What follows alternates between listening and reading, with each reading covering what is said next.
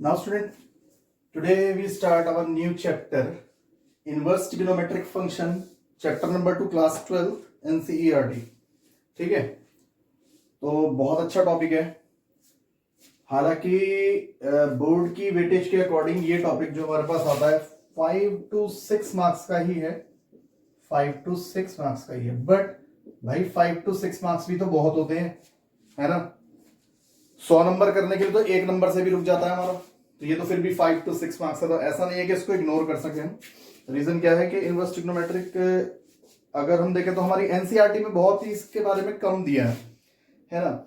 Otherwise ये पढ़ने के लिए बहुत वाइड टॉपिक है, अगर आप इसको पढ़ना चाहें तो बहुत ही वाइड टॉपिक है। तो हम इसको ऐसा नहीं है कि सिर्फ ऊपर ऊपर से पढ़ लें कि भाई मैं फॉर्मूला लिखा हूं और आप एक्सरसाइज शुरू कर लो, है ना। करने को हम कर सकते हैं, जल्दी काम खत्म हो जाएगा। बट अगर हमें आगे कंपटीशन फेस करना है, अगर हमें आगे कंपटीशन फेस करना है, या मैं कहता हूं कि बोर्ड में कभी भी कोई क्वेश्चन घुमा के दे दिया, सपोज इन केस उन्होंने कोई क्वेश्चन घुमा दिया, है ना, थोड़ा सा ट्विस्ट करके दे दिया, तो पता लगा हम बैठे रह गए कि ये क्या हुआ। तो इसलिए हम पढ़ेंगे इसको बहुत ही डीपली, ऐसा नहीं है सिर्फ हवा में पढ़ना है, डीपली पढ़ेंगे इसको, अच्छे से पढ़ेंगे। तो इस टॉपिक को करने से पहले आपको थोड़ी सी देखो, थोड़ा सा रिलेशन फंक्शन के बारे में भी पता होना चाहिए, है ना। रिलेशन फंक्शन टॉपिक हमने 11th में भी पढ़ा है और 12th में भी पढ़ा है। तो अगर आपने रिलेशन फंक्शन नहीं पढ़ा तो उसके लिए आप एक बार रिलेशन फंक्शन की वीडियो जरूर देखिएगा, है ना। अगर आप वो वीडियोस देखेंगे तो बहुत बेनिफिट मिल जाएगा आपको इस टॉपिक के लिए, है ना, जो हम आज पढ़ने जा रहे हैं। चलिए let us start our topic, inverse trigonometric function. Inverse trigonometric function तो स्टेप बाय स्टेप पढ़ेंगे बिल्कुल। सबसे पहले फंक्शन, सबसे पहले जरा फंक्शन देखते हैं। तो फंक्शन क्या होता है ना। A relation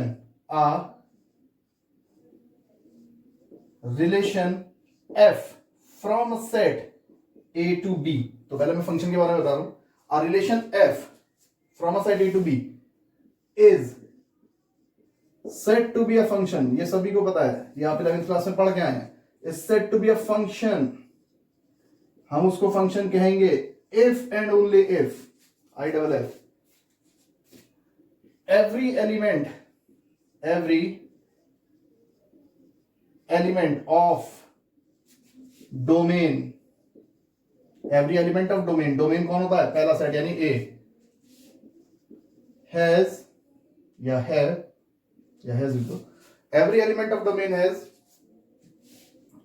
exactly one image in codomain. ये पढ़ा है, जब पहले सेट के हर एक एलिमेंट की एक इमेज हो कोडोमेन में। तो फॉर एग्जाम्पल मैं याद दिला दूं, सपोज ए सेट से बी सेट में ये कोई भी रिलेशन डिफाइंड है ना, और इसमें एलिमेंट लिखे हैं ऐसे 1 2 3 4 और यहाँ पे ए बी सी डी। तो मैंने कहा 1 की इमेज ए है, 2 की बी है और 3 की सी कर दी और 4 की डी कर दी। तो ध्यान से देखो, ए सेट के हर एक एलिमेंट की यहाँ पे एक इमेज है, एक ही है। तो ये एक रिलेशन जो था जिसको मैं एफ कह रहा हूं, relation, it is a function, है ना। अगर वो इस सिचुएशन को एक इमेज दिखा रहा है, इस सिचुएशन को फॉलो कर रहा है, तो इट इज अ फंक्शन, ये एक फंक्शन है। और जरूरी ऐसा ही हो, ऐसा भी हो सकता है। देखो अगर मैं यहां से एक एलिमेंट डी कम कर दूं, है ना, और मैं कहता हूं कि 4 की भी इमेज सी है, तो ये भी एक फंक्शन है, बट ये 1 1 नहीं है, ये मैनी 1 है ना। ये किसकी कंडीशन होती है, मैनी 1 की कंडीशन होती है। तो ये भी एक फंक्शन है, क्योंकि देखो डोमेन के हर एक एलिमेंट की, भाई 3 की सी है, 3 की तो कहीं और नहीं है ना कोई और एलिमेंट, 4 की सी है लेकिन 4 की तो कहीं और एलिमेंट नहीं है। तो डोमेन के हर एक एलिमेंट की एक इमेज होनी चाहिए, तब वो फंक्शन होता है। तो हम ये कह सकते हैं कि फंक्शन में ये सिचुएशन चलती है कि 2 एलिमेंट है या 3 एलिमेंट है, उनकी एक इमेज हो जाए इधर, है ना, 2 एलिमेंट की एक जैसी आ रही है, इन दोनों की एक, तो ये फंक्शन को शो कर सकता है, ये फंक्शन में चलता है। लेकिन कभी भी ऐसा नहीं चलने का कि डोमेन के किसी एक एलिमेंट की उधर 2 इमेज मिल जाए, तो ये नहीं चलता, ये तो चलता है, तो ये फंक्शन में नहीं आता। ये नॉट अ फंक्शन की कंडीशन है, नॉट अ फंक्शन, ये नॉट अ फंक्शन की कंडीशन हो जाती है। ठीक है, तो ये तो हमने बात करी फंक्शन की, बहुत ध्यान से सुनना, फंक्शन की बात करी, फंक्शन की बात करी हमने।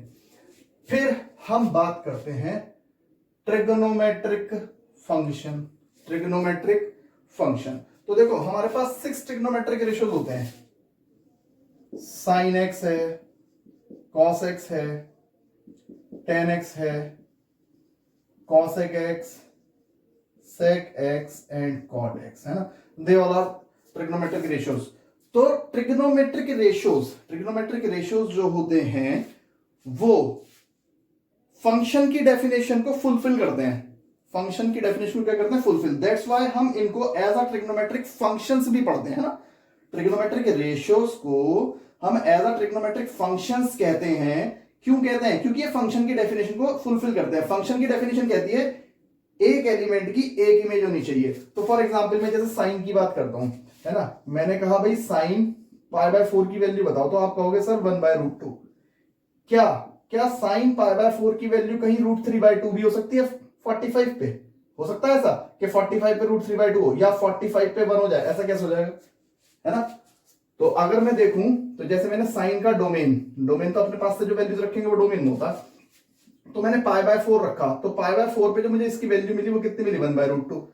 अगर मैं पाई बाय 2 रखूंगा इट मीन साइन 90, तो आंसर कितना आएगा 1, तो मुझे वैल्यू मिली 1, एक पे एक इमेज, है ना। मैंने साइन पाई रख दिया, है ना, 180, तो पाई पर वैल्यू साइन 180 की वैल्यू 0 होती है, तो मुझे 0 मिला।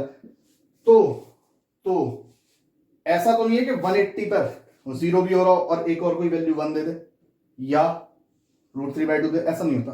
तो ये फंक्शन की डेफिनेशन को तो फुल कर रहा है कि एक की एक ही मिलेगी हर बार आपको, है ना। तो ट्रिग्नोमेट्रिक रेशियोज को हम एज अ ट्रिग्नोमेट्रिक फंक्शंस इसलिए पढ़ते हैं। तो ये बात हुई ट्रिग्नोमेट्रिक फंक्शंस की कि हम रेशियोज को, ट्रिग्नोमेट्रिक रेशियोज को फंक्शन क्यों पढ़ते हैं, क्योंकि ये फंक्शन की डेफिनेशन को फुलफिल कर रहे हैं। किसकी डेफिनेशन को फुलफिल कर रहे हैं, फंक्शन की डेफिनेशन को फुलफिल कर रहे हैं। अब हम एक काम करते हैं, अब हम आते हैं अपने टॉपिक इनवर्स ट्रिग्नोमेट्रिक फंक्शन, है ना, इनवर्स ट्रिग्नोमेट्रिक फंक्शन। तो इसको मैं रब कर रहा हूं यहां से, देखो इनवर्स की बात कर रहा हूं, बहुत ध्यान से सुनिएगा, मैं बात कर रहा हूं इनवर्स की, ठीक है। तो हमने रिलेशन एंड फंक्शन चैप्टर के अंदर ये पढ़ा है, if function F x is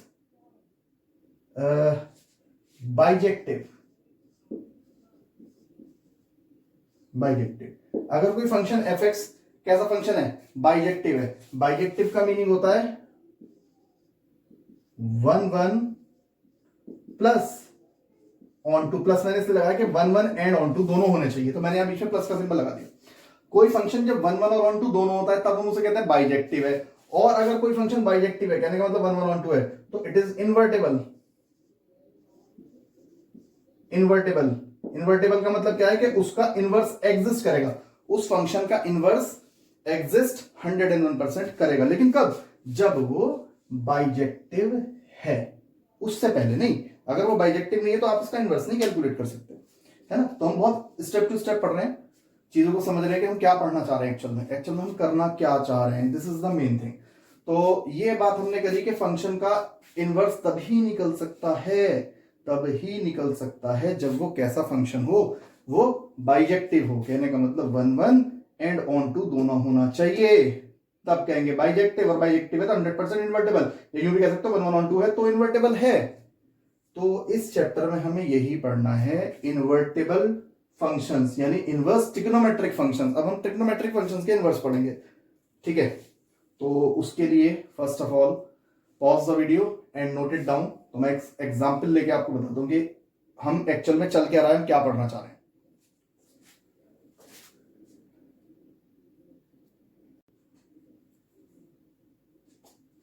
देखो अभी हमने पढ़ा कि कोई भी फंक्शन इन्वर्टेबल यानी उसका इनवर्स तभी निकल सकता है जब वो 1 एंड ऑन टू। तो सबसे पहले हम ट्रिग्नोमेट्रिक फंक्शन साइन एक्स की बात करते हैं, है ना, चेक करते हैं मतलब ये क्या इनवर्स एग्जिस्ट करेगा उसका, है ना। तो हम एक साइन एक्स की बात करते हैं सिंपली, अभी हमें एक डिस्कशन कर रहा हूं आपसे साइन एक्स, ठीक है। अब मैंने एक काम करा, साइन का ग्राफ लिया। ग्राफ जरा इजी पड़ेगा आपको समझाने के लिए, बहुत ध्यान से देखना, टॉपिक हार्ड नहीं है। लेकिन अगर हमें ग्राफ्स की नॉलेज है, हम ये काम तब कर सकते हैं जब हमें ग्राफ की नॉलेज हो, ठीक है ना। मतलब इसे एज एक्स एक्सिस कंसीडर कर लो, इसे वाई एक्सिस की तरह कंसीडर करो। तो 0 डिग्री, π/2, पाई, 3π/2, 2π, देन आगे 5π/2 एंड सो ऑन, ही आगे तक चला जाएगा, ठीक है। इसी तरीके से इस तरफ क्या हो सकता है, -π/2 और -π, -3π/2 और -2π, दोनों डायरेक्शन में ग्राफ तो आ सकता है। और साइन की जो रेंज होती है वो ऑलवेज +1 से लेके -1 तक की रेंज होती है, ये भी हमें पता है। और साइन का जो ग्राफ है, देखो जिसे ग्राफ की नॉलेज नहीं है, थोड़ी प्रॉब्लम है, तो वो 11th क्लास में graphs domain range of trigonometric function एक टॉपिक करके डाले, तो उसको वहां वीडियोस मिल जाएंगी, और उसमें graph of trigonometric function, range, domain सब सिखा रखा है, तो वहां से एक बार देख सकता है। क्योंकि देखो बात यहाँ पे तो पूरे में ग्राफ्स वगैरह डिस्कस नहीं कर सकता आपसे, मुझे तो एक टॉपिक को क्लियर करना है, तो उसके लिए मैं ग्राफ्स की हेल्प ले रहा हूँ बस। देखो साइन का ग्राफ इस तरीके से चलता है, साइन 0 डिग्री पे 0 होता है, फिर 90 पर मैक्सिमम वैल्यू 1 अटेन करता है, फिर पाई पर 0 हो जाता है, और देन 3π/2 पर -1, 3π/2 पर -1, तो इस तरीके से नीचे आएगा, -1 से फिर ऊपर, और 2π पर फिर 0 हो जाता है, और फिर 5π/2 पर फिर 1 हो जाती है इसकी वैल्यू, एंड सो ऑन। इसी तरीके से ये रोटेट करता चला जाता है सेम इस डायरेक्शन में, -90 पे -1, फिर यहाँ से ये ऊपर हो जाएगा, -π पर 0, और फिर -3π/2 पर ये प्लस का 1 हो जाता है, और देन फिर 2π पर फिर ये 0, एंड फिर इधर से एंड सो ऑन, दोनों डायरेक्शन बना सकते हैं इसको। हम कहना क्या चाह रहे हैं, हम क्या पढ़ना चाह रहे हैं, अब सुनो ध्यान से। साइन एक्स की बात करते हैं, ठीक है, क्योंकि अभी हमें इनवर्स ट्रिग्नोमेट्री पढ़नी है ना। साइन एक्स की बात करते हैं। मैंने देखा, एक बड़े सिंपल तरीके से बता रहा हूं, बहुत ध्यान से देखना। 90 पर अगर मैं वैल्यू देखूं, इसके बिल्कुल सामने की क्या वैल्यू आ रही है, 1। यहां पर जो वैल्यू आ रही है 90 पर, कितनी वैल्यू आ रही है, 1।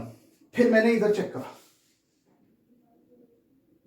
5π/2 बिल्कुल सामने, तो 5π/2 पर भी इसकी वैल्यू कितनी है, सामने 1 है ना। 5π/2 पर भी जो सामने इसकी वैल्यू आ रही है वो कितनी आ रही है, 1 आ रही है।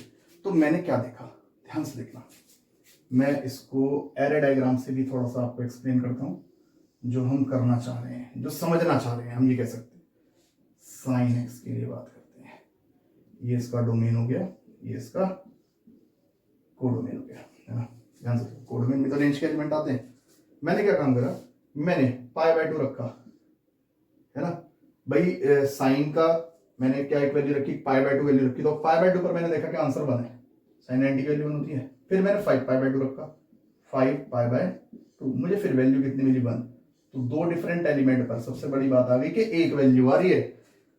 तो ये जो सिचुएशन इस समय आ रही है वो मैनी वन की सिचुएशन आ रही है, many one. It is the situation of many one function. 1 1 तो नहीं है, 1 1 तो नहीं आया, जबकि मैंने आपसे कहा कि इनवर्स सिर्फ उन्हीं फंक्शन का बन सकता है जो 1 1 हो एंड साथ में ऑन टू हो। तो चलो 1 1 तो नहीं है, बात करते हैं ऑन टू की। ऑन टू के लिए हमेशा हम कोडोमेन के एलिमेंट्स देखते हैं, इसके एलिमेंट देखते हैं, कोडोमेन के एलिमेंट्स देखते हैं। चलो कोडोमेन के एलिमेंट्स की भी बात कर लेता हूं मैं। तो अगर मैं -1 से लेके +1 के बीच में कोई भी वैल्यू लेता हूं, सपोज मैंने यहां कोई वैल्यू ले ली, तो उसके कॉरस्पॉन्डिंग सामने अगर मैं एक परपेंडिकुलर मतलब पैरेलल लाइन ड्रॉ करूं एक्स एक्सिस के, तो वो ग्राफ को कट करेगी, तो सामने 100% कोई ना कोई एक्स जरूर होगा। चाहे मैं यहां कोई पॉइंट ले लूं, कोई वैल्यू यानी इसके बीच में ली, तो उसके कॉरस्पॉन्डिंग भी एक्स पर एक वैल्यू कोई ना कोई मिलेगी मुझे। चाहे मैं यहां ले लूं कोई वैल्यू, तो उसके कॉरस्पॉन्डिंग फिर मुझे एक्स पर कोई ना कोई वैल्यू मिलेगी, यहां पे मिलेगी जरूर। तो ये ऑन टू तो है, ऑन टू ये तो कहता है कि कोडोमेन के हर एक एलिमेंट की कम से कम पीछे प्री इमेज होनी चाहिए, तो बिल्कुल वैल्यू सभी की मिल रही है मुझे, ऑन टू है। तो ये many one and onto की सिचुएशन को शो कर रहा है ना। और अगर ये इसको शो कर रहा है तो this imply sine x is sin x is not 1 1, sin x 1 1 तो आया नहीं है ना, दो डिफरेंट डोमेन के एलिमेंट्स पर अलग अलग वैल्यू ना देकर एक ही वैल्यू दे रहा था ये, ठीक है। तो sin x is not 1 1, but ये ऑन टू है, तो this imply sin x is not bijective, है ना, यानी ये बाइजेक्टिव नहीं है। और अगर ये बाइजेक्टिव नहीं है तो नॉट इन्वर्टेबल, इसका इनवर्स निकल ही नहीं सकता, इसका इनवर्स निकल ही नहीं सकता। सेम मैं अगर कॉस की बात करूं, है ना, थोड़ा सा एक फ्री हैंड स्केच ले लेते हैं कॉस का भी। कॉस भी हमेशा +1 से लेके -1 के लिए हम जो कहना चाह रहे हैं पहले उसको समझने की कोशिश करो। पाई 3π/2, 2π एंड सो ऑन, आगे इधर -π/2, -π, -3π/2 एंड सो ऑन, इधर की तरफ भी -2, ठीक है। cos 0 डिग्री पे 1 होता है तो इसका ग्राफ ऐसे आता है, 90 पर 0 हो जाता है, फिर पाई पर -1 हो जाता है, 3π/2 पर फिर 0, फिर 2π पर 1 हो जाता है एंड सो ऑन, आगे तक चला जाएगा। सेम इधर से -π/2 पर 0, -π पर -1 हो जाएगा और ये एंड सो आगे की तरफ चला जाएगा, ठीक है। ये cos का ग्राफ है। तो ये भी देखते हैं, अगर मैं यहां देखूं बिल्कुल 2π के सामने तो ये 1 वैल्यू दे रहा है, और ये 0 के सामने भी कितनी वैल्यू दे रहा है, 1, है ना, यहां पर भी 1 ही वैल्यू है। तो इसका मतलब अगर मैं इसको भी एक एरो डायग्राम से देखना चाहूं, ये बात मैं cos की कर रहा हूं, है ना, cos x के लिए, तो मैं देखूं 2π पर आंसर 1, ठीक है, और मैं देखूं 0 पर तो भी आंसर 1। तो दो डिफरेंट एलिमेंट की सेम इमेज आ रही है। तो कहने का मतलब मैनी 1, कई की एक, ये भी मैनी 1 हो गया, साइन कॉस जो है हमारे पास, है ना, ऑन टू को फॉलो कर रहा है, -1 से लेके +1, यानी ये जो आपके पास इसका कोडोमेन है, इसके बीच में 1 से लेकर +-1 के बीच में कोई भी वैल्यू ले लो, उसके कॉरस्पॉन्डिंग आपको कहीं ना कहीं x की वैल्यू जरूर मिलेगी। कहीं से भी लाइन ड्रॉ कर लेना, उसके कॉरस्पॉन्डिंग x जरूर मिलेगा, 100% मिलेगा। तो ऑन टू को ये भी फॉलो कर रहा है, तो ये भी कैसा फंक्शन हुआ, many 1 onto, many 1 onto. बात आ रही है कि अगर ये मैनी 1 ऑन टू है तो cos x भी कैसा, तो cos x is not bijective, ये भी बाइजेक्टिव नहीं आया, बाइजेक्टिव नहीं आया।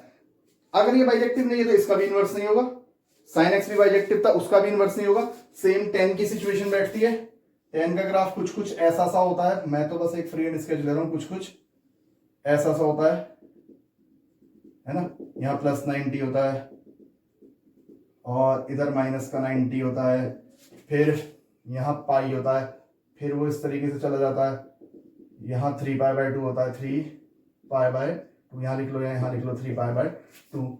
तो इसमें भी क्या है कि अगर मैं यहां पर और यहां पर एक कोई पैरेलल लाइन ड्रॉ कर दूं, ग्राफ एक्स एक्सिस पर तो दो डिफरेंट वैल्यू मिल रही है जगह जगह, एक यहां पर मिल गई और एक यहां पर, लेकिन उनके सामने वैल्यू सेम आ रही है। तो ये भी तो कैसा मैनी 1 को शो कर रहा है, ठीक है। फिर ये मैनी 1 है तो इसका मतलब 1 1 नहीं है, तो ये भी बाइजेक्टिव की कंडीशन को फॉलो नहीं कर पा रहा। तो इसका मतलब tan x भी कैसा फंक्शन है, ये भी आपके पास बाइजेक्टिव फंक्शन नहीं है, तो इसका भी इनवर्स नहीं निकलेगा। अब बात आती है मुद्दे की कि सर हम क्या पढ़ रहे हैं, इनवर्स ट्रिग्नोमेट्रिक फंक्शन। हम तो इन ट्रिग्नोमेट्रिक फंक्शंस का इनवर्स पढ़ने जा रहे हैं, जबकि इनका तो इनवर्स हम पढ़ने जा रहे हैं, इनवर्स ट्रिग्नोमेट्रिक फंक्शन, और जबकि इनमें से किसी भी फंक्शन का इनवर्स तो एग्जिस्ट करता ही नहीं, इनका इनवर्स एग्जिस्ट करता ही नहीं। तो फिर हम कैसे पढ़ेंगे इसको, हम कैसे करें इस टॉपिक को, चैप्टर तो करना, करें कैसे। तो उसके लिए हमें क्या करना है कि इन फंक्शंस को या इन फंक्शंस के डोमेन और रेंज को हमें रेस्ट्रिक्ट करना है ना। रेस्ट्रिक्ट का मतलब इस तरीके से उनको यूज करना है और कहां से कहां तक यूज करना है कि वो 1 1 एंड ऑन टू की कंडीशन को फॉलो करें, और जब वो 1 1 ऑन टू की कंडीशन को फॉलो कर जाएंगे तो इट मींस फंक्शन बाइजेक्टिव हो जाएगा, और बाइजेक्टिव हो जाएगा तो इसका मतलब कैसा हो गया, इन्वर्टेबल, उनका इनवर्स एग्जिस्ट करेगा। तो हमें ये टॉपिक पढ़ना है। तो अब हम इसको आगे कंटिन्यू करेंगे। तो first of all pause the video and note it down, फिर हम देखते हैं कि इनको हम रेस्ट्रिक्ट कैसे करते हैं।